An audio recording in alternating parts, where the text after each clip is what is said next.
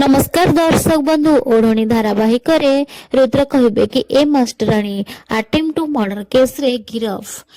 पवन कहे कि भाउज गिरफ हेबेनी, मु तांको भल भाबरे जानिछि, से एमिति काम केबे भी करिवेनी।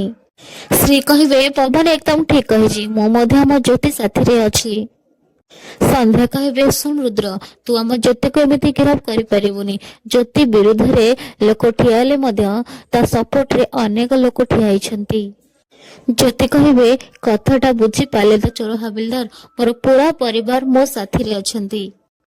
किए मो विषय कौन भाबुछंती आ किए कौन कहउछंती सेथरु मोर किछि भी फरक पड़ेनी।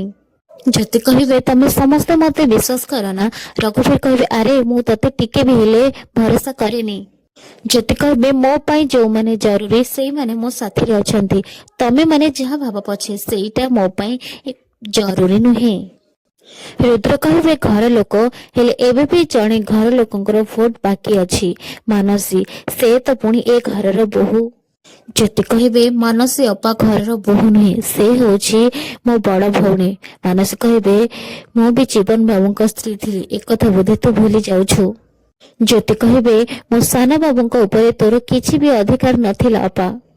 रुद्र कहे ए मास्टराणी, जदि मानसी जीवन स्त्री नथिला ताहले से पवन ठारू केबे भी डिवोर्स हे नथिबो, ता माने से ए घरर बोहू।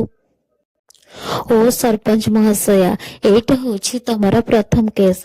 जदि गोटे स्वामी स्त्री डिवोर्स हेइनी ताहले से गोटे घरे एकाठी रही परिबे।